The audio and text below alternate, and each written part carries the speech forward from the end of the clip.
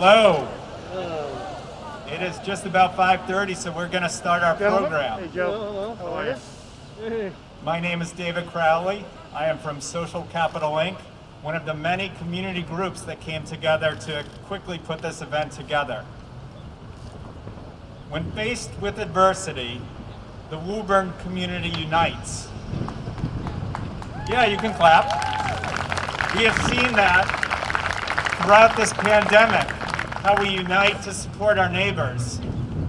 Tonight, Woburn unites in response to last week's murder in Atlanta, which killed 8 people, including 8 Asian American women.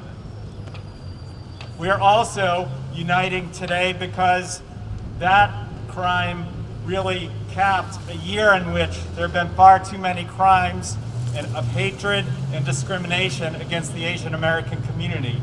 So we unite here tonight to show our support for the local AAPI community. And before I go further, just a reminder, 2 things. First of all, we have tables spread around throughout. You can write a message on a Post-it note that will get put somewhere more permanent later on, a message of support on Post-it notes. So there are a couple tables where you can do that. There are also some extra candles. I know it's not dark yet, but they're not candles that will blow out in the wind. Ellen Crowley has those, so they're LED, so they won't blow out. So grab one of those if you like. Just remember, we are still fighting this pandemic, so we all have our masks. So just please try to keep distance, and also especially with the speakers. Some speakers might be more comfortable taking their mask off, so just please allow that 12 feet in front of us. So with no further ado, I would like to turn it over to my co-MC, Sophia Matthews.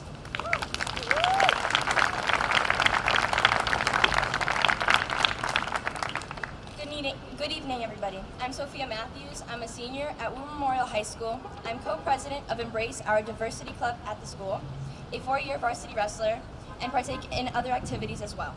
My mother is Brazilian and my father Thai and Irish. With such a mix in our family, we have faced many forms of diversity. However, seeing the most recent acts against the AAPI community brings not only sadness but fear. My younger sister Olivia has more distinct Asian facial features, and this has already been an issue with children in school. To keep this brief, I won't go on about examples, but as a family member to those in the AAPI community, I'd like to say that everything that is bad has an end, and this too shall pass. To begin,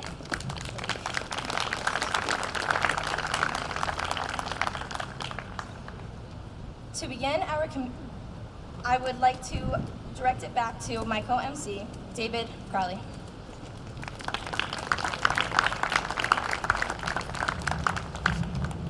Part of the uniting tonight, we have members from several of the local faith communities here represented on our program. The first one I'd like to introduce is a longtime friend of mine, Ron Walker from St. John's Baptist Church. Ron, podium is yours. Thank you, David. And good evening, everyone. Again, my name is Ron Walker. I'm the chairman of the Deacon Board at St. John's Baptist Church. I'm proud to say that we've been a member of the Woburn community for 135 years. So today, I stand before you on behalf of the congregation of St. John's Baptist Church in support of and in solidarity with the AAPI community in Woburn and across the nation. Now, we have all witnessed the brutal physical assaults and the significant rise in documented cases against the AAPI community over this past year. So today, as a unified Woburn community, we raise our amplified voices against all forms of racism, hate, and dehumanization inflicted upon our Asian and Pacific Islander sisters and brothers. And we know that in unity against oppression, bigotry, and bias, all things can be disrupted and dismantled that are evil. Right now, I'm going to ask that you pause for a unified moment of silence as I read the names of the 8 souls who lost their lives last week in Atlanta. 6 of these victims were women of Asian descent.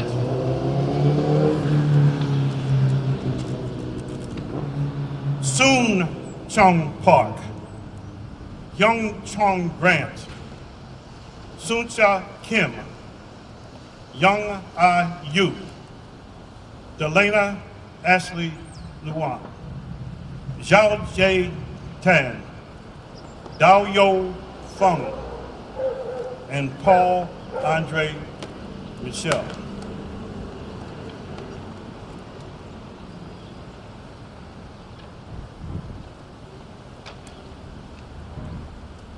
Thank you. And we also want to send prayers to their families and loved ones who are grieving at this time. Thank you.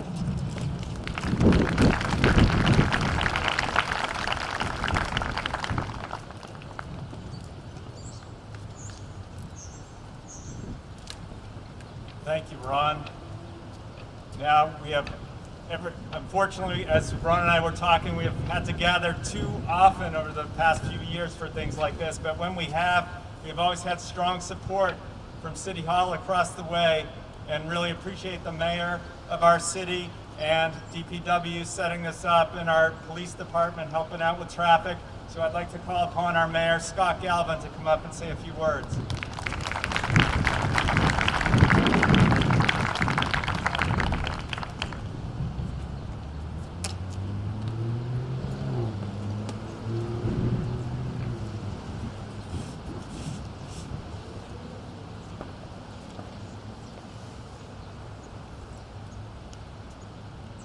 Good evening. I want to thank David Crowley, SCI, and the members of the Woburn Mutual Aid Group for organizing this event, and everybody here who's gathered tonight.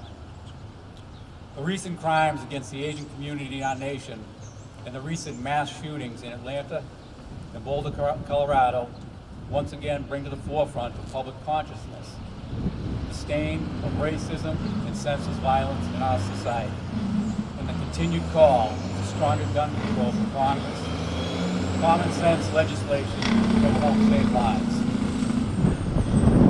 The reality of racism in our society is a deep wound that affects us all.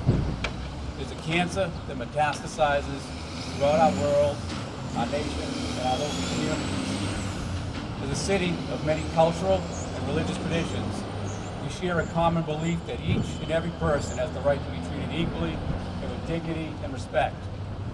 All of us have an obligation to speak on behalf of victims of violence and discrimination and work together for justice. Whether we're conscious of this or not, racism is always present, and sadly, it is woven throughout about every aspect of life. At times, tragic events occur that bring the issue to the forefront, and people of goodwill desire to respond quickly and publicly in ways to show solidarity with those who have been grievously hurt. Events such as this one tonight are necessary and important. They give everybody a chance to stand up publicly against acts of violence, ignorance, bigotry, and hatred. As mayor, I am proud to stand here with each and every one of you. It's a priority of my administration that everybody, regardless of race, ethnicity, gender, or sexual orientation, be treated equally and with the respect that they deserve. There's no room for bigotry or discrimination of any kind, and it will not be tolerated in Woburn. I know that I speak as well for all of our city councilors. I know Jeff Dillon's here, President Ed Tedesco, City Council Lodge, Michael Concannon, and a number of school committee members are here. I saw Andrew Lipson. And also I'd like to recognize Matt Crowley. He's our superintendent and strong supporter of the community. Matt, thank you very much for being here.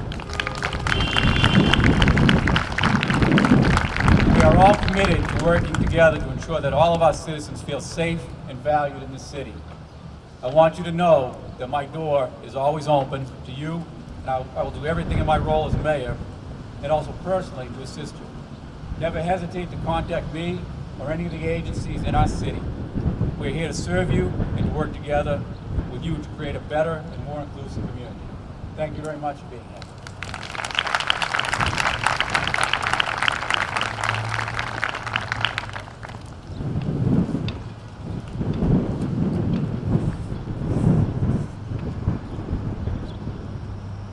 Thank you, Mr. Mayor. Now I'd like to call upon State Senator Cindy Friedman, who is representing our Beacon Hill delegation from Woburn. Senator Friedman.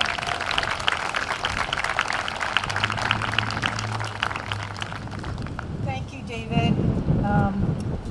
I am here on behalf of myself, Rep. Haggerty, and Representative Michelle Cipolla, who unfortunately couldn't be here today, but want you to know, and I want you to know, that we stand here tonight as part of the community and pledge to do whatever we can to ensure Woburn and the Commonwealth remain a welcoming place for all, no matter who you are or where you come from. And I just want to acknowledge this wonderful crowd and the commitment that I know that Woburn has toward these issues and to addressing the issues of racism that are part of our everyday life in all of our systems. And it's especially wonderful to see all of the kids here, all the young people that are here. Your voices are so important. You matter so much to us, and what you do as you grow up and become adults will have an effect on everybody's lives. So thank you so much for being here and for showing your support.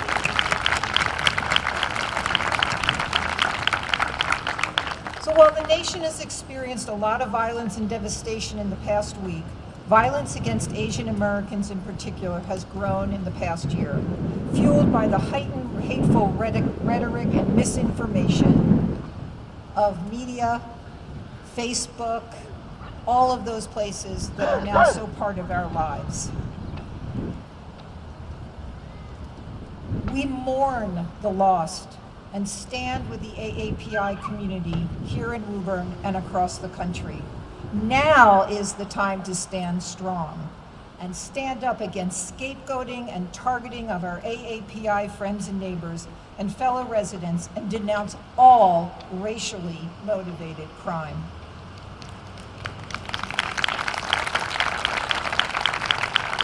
While this bigotry did not begin, nor will it end with the pandemic, now is a critical time that racism and xenophobia be repudiated and aggressively fought in all its forms. Let's remember that our differences make us stronger. Our differences make us richer. We are better for them. So thank you, Woburn, for coming together, and solidarity of the Asian American neighbors, and to lift up our collective voices and say that there is no place for this in Woburn and no place for this in our Commonwealth. And please remember that I and my colleagues stand ready and are here to support you, and most importantly, listen and learn. Our work is always better for it. Thank you so much.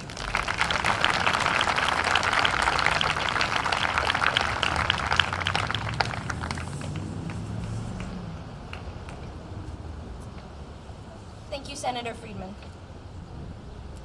To begin our community voices, we have Phil Gordon from SCI, and he is their program director, and he will be reading out anonymous stories of discrimination towards the AAPI community within Woburn.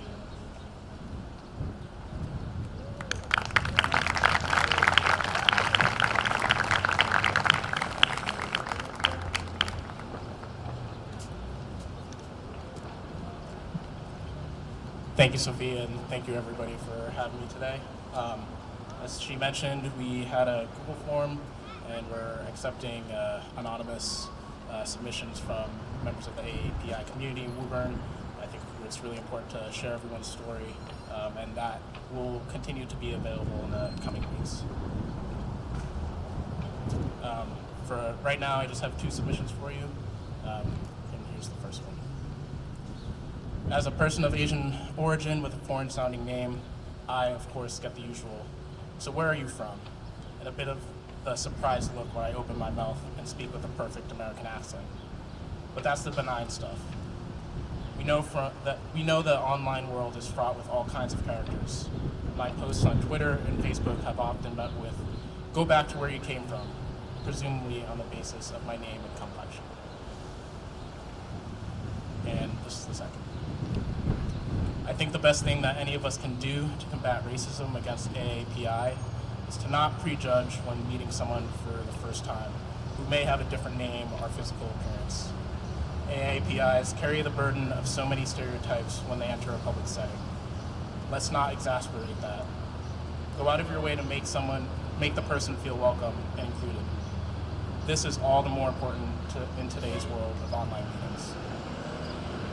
And now I'd like to introduce Sophie Ichizawa, who is one of SEI's AmeriCorps members this year, to share some of her personal thoughts.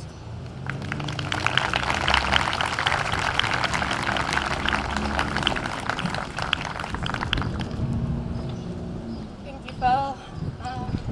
Thank you for everyone coming out. It really means a lot. Okay. The Asian American experience is about not being seen. It's about not being heard.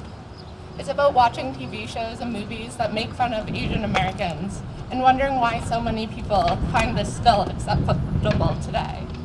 It's about never learning in history class that 120,000 Asian Americans were forced into Japanese internment camps by one of the most respected and admired presidents of our time. It's about hearing your president call a deadly virus the China virus, and watching the rise of violence against Asian Americans be ignored by everyone around you. It's about not knowing what to say when 6 Asian Americans are murdered because for so long you have been taught to diminish your own experiences of racism. As a sociology major, a majority of my time in college was spent studying race and racism. And yet, in my 4 years, I had never learned about racism against Asian Americans. The one time my professor brought it up, it got shut down by a student because we don't experience the same racism as other BPOC groups. This did not upset me because I understood the privilege that I held and did not want to take up space for other marginalized groups in this country. What I did not understand is that marginalized groups are all fighting the same system of oppression. In these times, we cannot forget the oppression and the racism that other BPOC people are facing right now. The racism that led to the shooting of 6 Asian Americans stems from the same institutional racism that led to the murder of George Floyd. We cannot keep isolating these incidents, and we cannot keep leaving out Asian Americans in our fight against racism.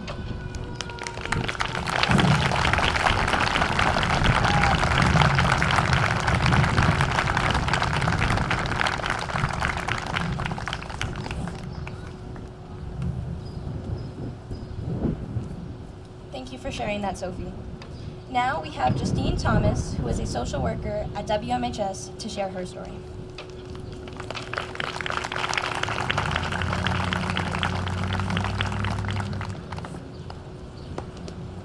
Good evening. My name is Justine Thomas, and you're probably all wondering why there's a white girl up here sharing her story as an Asian American and Pacific Islander Vigil. Well, a fun fact is that I am actually part Japanese, although most people don't know that. If you're like most people, now that you've heard this, you might squint at me a little bit and say, yeah, I can kind of see that. But it's okay, you can't see it, but I appreciate the effort that people put into trying to recognize my culture when I share it. If I'm being honest, being Japanese is my absolute favorite part of my cultural identity. When I was 4, we moved to Japan for a few years, and I was thrilled. 30 seconds off the plane, I turned to my mother and said, when do I finish turning Japanese? Because that's what I thought about my heritage. There was a tiny Japanese seed in me passed down from my grandmother, my Obasan, who I affectionately call Baba, and it would flourish and grow now that I was on native soil. Since I don't look Japanese, I have never been the recipient of direct racism in its purest form. But again, because I don't look Japanese, people seem completely comfortable being rude about my culture in front of me. On the one hand, Japanese culture is very much mainstream in America. People love anime and sushi, ramen is trendy, and the fox eye is all the rage among TikTokers. But America also seems to glaze over Japanese internment camps, the legacy of radiation and cancer left by the atom bombs, and the fact that people like my mother were taunted by the eye-pulling chant of Chinese Japanese and the song I Think I'm Turning Japanese. In 4th grade, my class read the book Sadako and the Thousand Paper Cranes. I was excited to be reading a book about my culture, but I also felt really sad in a way that my classmates didn't. This had happened to my people. My Obasan had still lived in Japan during the atom bombings, and Sadako, who was a real person, was just a kid who went to visit a memorial. And because of horrible things that had happened before her time, she had died. And my other people, Americans, had caused that. Shortly after we finished the book, it was Grandparents' Day. My Obasan and Oji-san couldn't attend, and despite being mildly devastated about it in the morning, by the time the grandparents all left the classroom, I was relieved. It was December 7th, the anniversary of Pearl Harbor, and one of my classmates' grandfathers was a World War II veteran. And to this day, I don't know why he brought it up in a room full of 9-year-olds. Maybe he saw the book we had just finished, but he announced to us, and you'll have to excuse my language, that the Japs had gotten what they deserved, and he was glad that America had dropped the atom bombs on them. I'm not saying that the Japanese were without fault during World War II, but no child needs to hear that their ancestors deserved death in such a horrific way. I've experienced other moments of indirect racism in my life. When a teacher decided to post all his students' statements on the wall outside his classroom for a history paper, and one read that the atom bomb was a good thing because it ended World War II. Or when a friend of mine told her kids they didn't have to eat the Japanese food I prepared because it was too exotic. There are countless other similar moments, but because people can't see my Asianness, I, unlike many others, will likely not be mistreated because of my race. When I bring up my heritage, most people think it's cool that my family worked for Studio Ghibli and they want to hear all about Tokyo. But when I posted on social media about what was going on last week, there was complete radio silence. So here's what I have to say. People need to understand that there is much more to the AAPI community than bubble tea and Dragon Ball Z. There is a legacy of racism and mistreatment in this country. You can't take the trendy and ignore the pain. If you like the Asian entertainment industry, anime, K-pop, etc., you should have a problem with whitewashing in the American entertainment industry. If you like going out with your friends to get pho, stop complaining about the fact that your nail specialist from Vietnam talks to her friends in her native language in front of you. If you like the expressiveness of your favorite anime characters, don't make fun of my grandmother's accent. I hope that the AAPI community feels the same pride that I felt as a 4-year-old and that I feel now, and I hope that the hate against the AAPI community can turn to the love that they have for our culture. Thank you.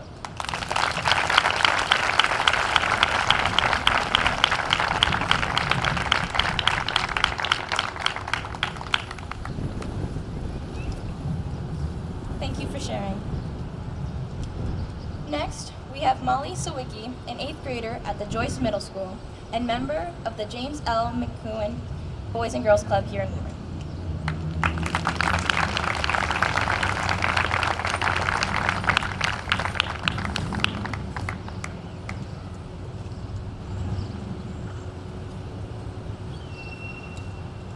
Hi, my name is Molly Sawicki.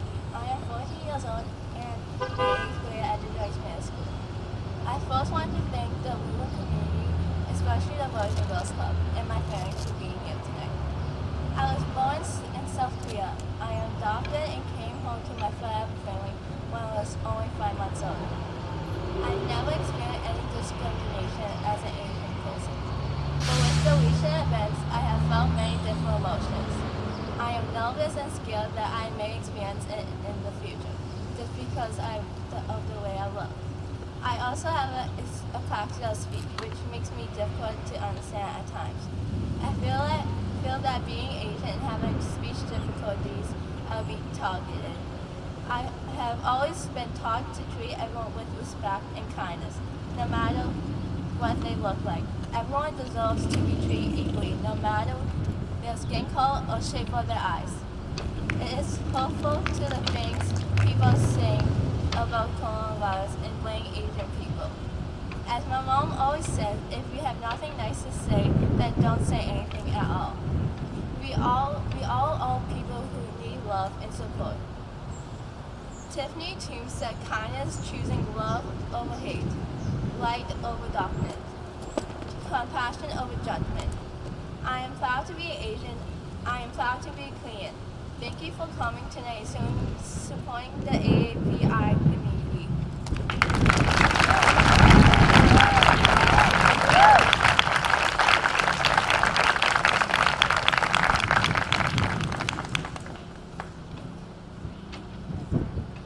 That was beautifully shared.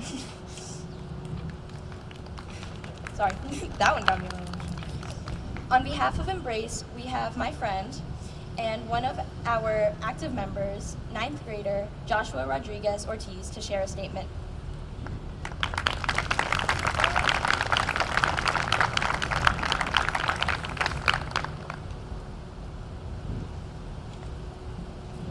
Good evening, everyone. My name is Joshua Rodriguez Ortiz, and I am a freshman at WMHS and an active member in the Embrace Club. WMHS Embrace is a group of diverse students from all walks of life. We welcome all students to our meetings and events, regardless of age, grade, race, ethnicity, immigration status, religion, gender identity, sexual orientation, ability status, political affiliation, or socioeconomic status. We preach and practice tolerance and acceptance of everyone, even if our views on issues may not always align. We are a safe place for students to discuss, question, explore, and affect change when it comes to diversity, inclusion, and living together harmoniously. We are here tonight in support of our Asian American and Pacific Islander peers and club members. The increase in violence and hatred in America against POC is unsettling, and is something that we talk about during our meetings. We want all WMHS students of Asian or Pacific Islander heritage to know that we see you, we hear you, we embrace, can support if you wish, and we love you. Thank you.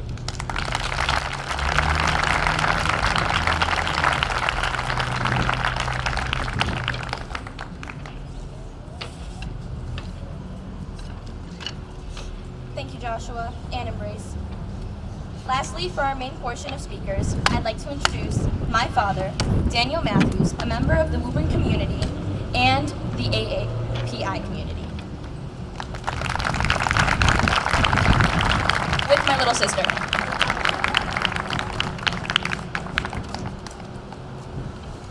Hello, everyone. You know, it really makes me proud to be from Woburn today.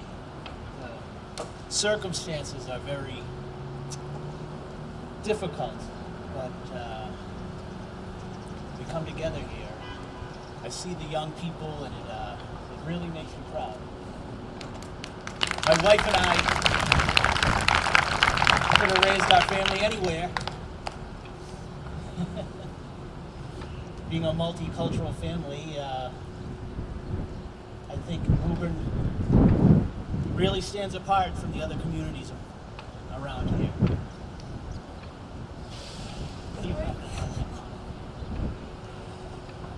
You know, my mother's from Thailand and my father's family's from Ireland, and could have been a little difficult as a kid growing up. And now my wife's from Brazil, and we have a big mix in our house. And I'd just like to, we encourage our daughter to stay involved and be a little activist. I'd like to tell the kids to stay more involved. I keep telling her, if you want change, you have to stay involved. You have to keep involved. If you don't like what's going on in politics, in the police, the schools, become a teacher, become a police officer. Get involved and stay involved. Stay here in Woburn and do it. Thank you.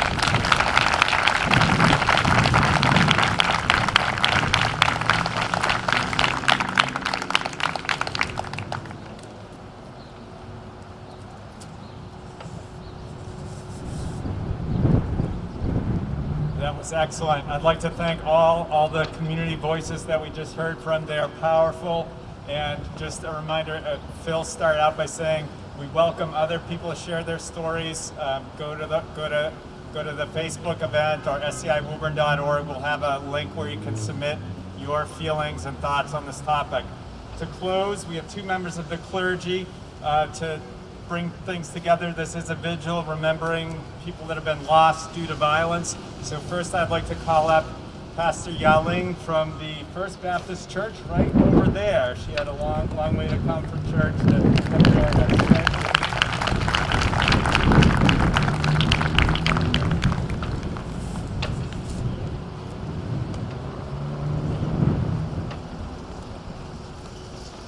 It's my honor and a privilege to be invited to speak at this event. I represent a Chinese American person and also the First Baptist Church in Woburn, who endorsed the statement that this event has created. Like many Asian Americans who immigrated to the US for a better life, I, at the age of 21, came to this land to pursue my dream to be a scientist. I worked hard to make my gifts known, to make an impact in the academic community. I was naturalized to be a US citizen through the national interest waiver and learned to behave in the traditional Asian way of duck my head and don't care things outside my business. So to focus on the things at hand and to be quiet and to be accepted by others. I worked hard like many Chinese American people who come here and pride myself as the model immigrants in this land. But things change. My vision was expanded while I stayed longer in this land that has a trademark of pursuit of the freedom and the democracy. I learned ducking my head is not the way in living. Caring for one another, speaking up for the bigger whole is the way that we should live and fulfill the American dream. I know, as a scientist, that although we look very different, but in our building block, the DNAs, the two persons within one skin color, within one race, their DNA could be more different than two persons with different skin color. So we are more common. We have more in common than we differ. There is no reason for us to categorize people based on their looks, based on their social status, based on their accent, based on their behavior. We are a whole in it all. I was privileged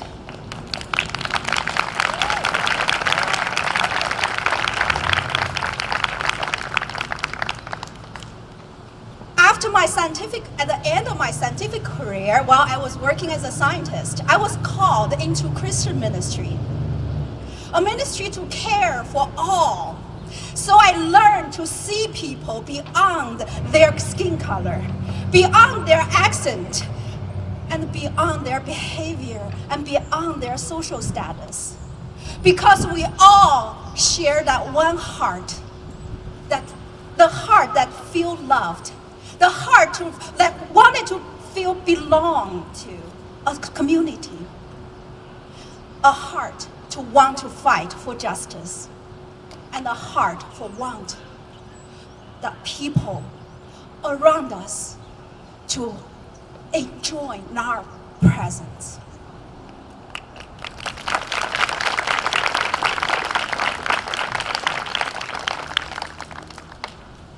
See, we are created in the image of God with wonder, with beauty. See, every one of you, big and small. No matter what you think you are, but God sees you as beautiful. God created all of us to care for his beautiful creation on behalf of him. On behalf of him. We have a calling. We have a common mission. It's to care for this beautiful creation.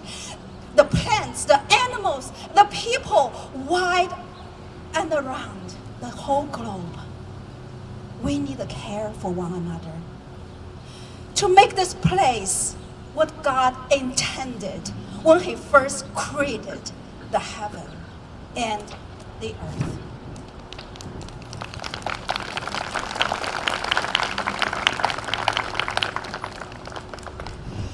So after I know that I was invited to speak at this event, I kneeled down before God and asked him, God, what do you want me to say for the people of Woburn, whom you loved? I spent quite a while on my knees, because the issue at hand are very complicated. So I'll just share what I got from God. This is what I sense God saying to me, which I pinned it down while kneeling down before him. And our dear God, who the creator of heaven and earth, wanted to say to all of his children, dear children, when one of you hate another, when one of you don't like the other, alienate the other, even kill another, my heart hurts. Nobody wins in that situation. Everybody suffers. The victim's family suffer from the loss of their loved ones. The killer's family suffers for the humiliation and shame that they have a son that they are not proud of. The killer has been suffering, trying to be delivered from this demonic possession of sexual abuse, sexual addiction. And he will continue to suffer and pay the price from that judicial system. God's heart is hurt too. See, which one of your parents, when your children do not get along and you take pleasure in it? Which one of your parents do want all your children to love and to live in harmony and in peace with one another? God's heart hurt. Because this is what he's not what he created the heaven and the earth for. He created the heaven and the earth and the human beings in his image to enjoy the beautiful creation. The birds in the air, the animals rolling on the ground, the plants and the grass and the flowers decorated the scene. He created the heaven and earth for the love that we can enjoy with one another and enjoy with him. And he created for the companionship of one another that will wave this great community with God's love. He created the heaven and the earth so that we can all be proud, so we can all use the gift that we are entrusted with to make this world a better place.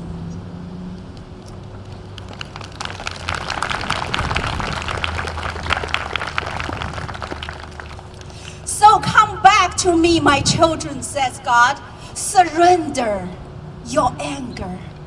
Let my spirit calm you down. Surrender your frustration and let my spirit comfort you. Surrender your failure. Let me lift you up. Surrender your plan to revenge and let me heal your wounds and set things right. God said it clearly.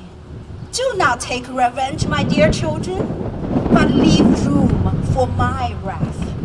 I will not take the wrong for right, because it is mine to avenge, and I will repay, says the Lord.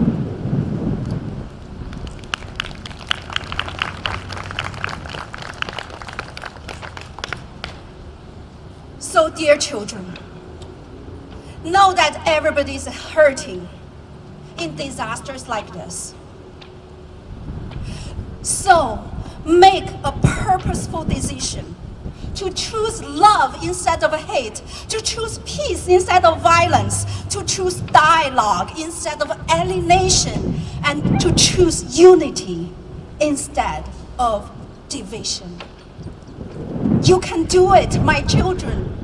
God created all of you to be able to do that because we all carry the image of God. And He has poured down His Spirit in all people, unto all people. Open your hearts and receive it. Make this world a better place. Amen.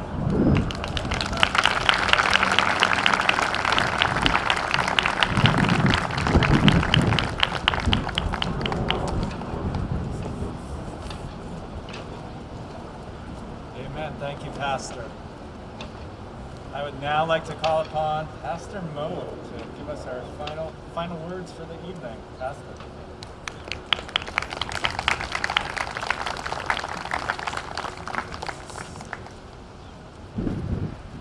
It's amazing to see all these young people here. You are the future. I'm so happy and blessed to see all of you here. My name's Pastor Mo, and originally I was born in Malaysia. I grew up in a Chinese neighborhood, and I thought I was Chinese growing up in an Indian home, but I thought I was Chinese. I spoke Cantonese very fluently, even to my own parents. And so that is my tradition, and I'm privileged to be the pastor of Shepherd's House here in Woburn. When the pandemic first hit, I couldn't believe some of the words I was hearing from my own congregation members who wouldn't go to Chinese restaurants, who stayed away from Chinatown, and would not visit any Asian-owned businesses. And I realized right then and there that racism is a virus. It attaches itself, and virus lives for a long time because it's able to mutate. It's a dangerous thing. In the American civil life, racism is a virus that has mutated over time. It takes different forms and shapes, but it's still there. And what we do need in this new generation, in this new time, is a vaccine of love, justice, righteousness, and compassion. And when a community like you and me and us, 1640, this town was founded. And the founding fathers, when they came and declared a covenant, America is a nation like no other. Its political identity and its discourse is like no other. It is a covenant. And President Obama in his inaugural address said, "You and I make this nation. We're not the rulers and the ruled, but we the people. If my neighbors are diminished, then I am diminished." What makes America good and what makes America compassionate is the people. So we need to rise up together against this violence, against this racism in its any shape and form. And where do we start? We start in our religious traditions. As a pastor, I need to bring the religious traditions in because tomorrow is Passover. And to the Jewish community, happy Pesach. And what Passover means is God doesn't look too kindly upon a nation that treats its minority unjustly. The whole saga, story of the Passover, is about a minority being oppressed and how God comes to their rescue. And then we have the celebration of my Hindu family members. We celebrate the Holi on Monday. And it is a tradition where good overcomes evil. And we have Easter coming up next, Good Friday. It's a call to justice and sacrifice. And we have Ramadan. My Muslim brothers and sisters celebrate Ramadan. And after Ramadan, they celebrate the Eid, which is the sacrifice of Ishmael, and where God says, you shall not abuse your children. And these are the lessons we have to learn from our religious traditions. And my brothers and sisters, days that we celebrate our religious traditions is not simply a day, but we need to make that a lifestyle that is embedded in justice, righteousness, and compassion. And so today we've gathered here, we've had a good time, but what are we going to do about it? What are we going to do about the injustices against the African American community, the minorities, the transgender, the Asian communities, and other minorities in this nation? What are you going to do about it? And in the tradition of my good friend Dean Solomon from the Council of Social Concern is a Jewish tradition. And in this tradition there's a beautiful word known as tikkun olam, which means God has given us the responsibility to heal the broken universe. We are responsible for the broken systems. But the universe is a mighty big place. It's a very big place. So how do we start it? Each one of us has a slice of this universe to heal.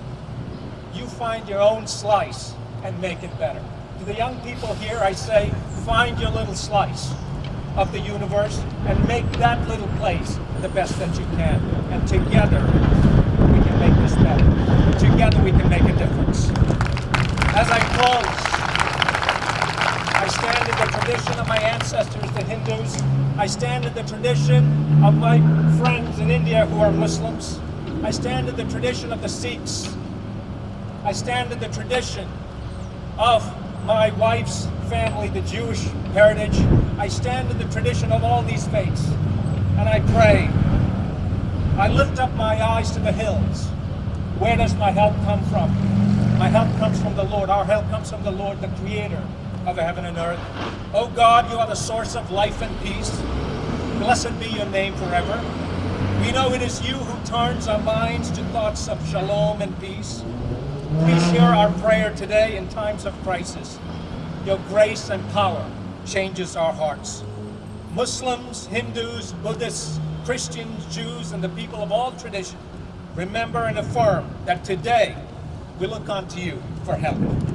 Let us Americans, as brothers and sisters, begin to speak with one another.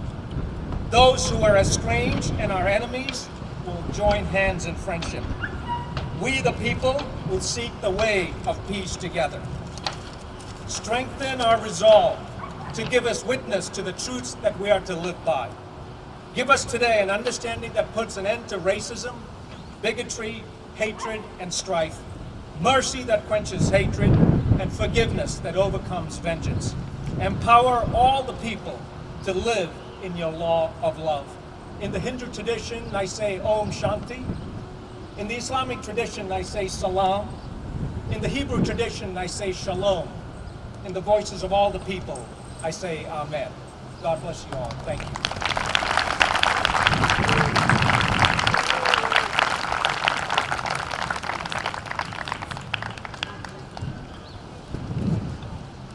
That concludes our program, but if you take anything from today, it does not, it really is just the beginning, another beginning of the work ahead. So find that slice that Pastor Mo talks about. I know some people might be thinking it's time for a slice of pizza or something, but find that slice of the world. We're not just talking about that. Find ways to get involved, stay connected. There, about a dozen groups have signed on to a statement supporting the Asian American community. All these groups have ways that you can make a difference from this day forward. So stay involved and take this message with you. Thanks for coming on your Friday evening. Have a good evening and a good weekend. Thank you.